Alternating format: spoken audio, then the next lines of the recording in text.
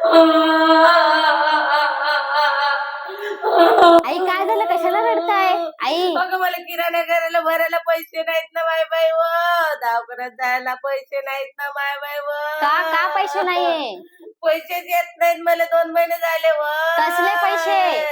अगं लाडक्या बहिणीचे पैसे येत नाहीत ना. अरे तुम्ही केवायसी केली का? केवायसी केली, बँकेवाले म्हणतात बरोबर आहे म्हणतात माय बाई व. अरे टेन्शन नका घेऊ, इकडे बघा, इकडे बघा. देवा भाऊनी ना आपल्यासाठी एक सोय केली. त्यांनी एक फोन नंबर केलाय 181.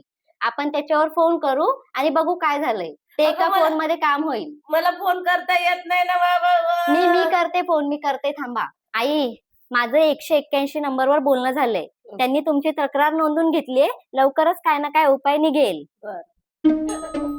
समीक्षा बघ मेसेज आला बघ, पैसे आले बघ लाडक्या बहिणीचे माझे. आले 3,000 रुपये आले 2 महिन्याचे. 2 महिन्याचे आले. अशाच प्रकारे तुमच्याही लाडक्या बहिणीचे पैसे अडकलेत का ही केवायसी नंतर? टेन्शन घेऊ नका. आपल्या देवा भाऊनी आपल्यासाठी जो 181 नंबर आपल्यासाठी चालू केला आहे त्यावर तुम्ही जाऊन तक्रार नोंदवा. कारण केवायसी करताना जर आपण चुकीचा पर्याय निवडला असेल तर आपल्या लाडक्या बहिणीचे पैसे बंद होऊ शकतात.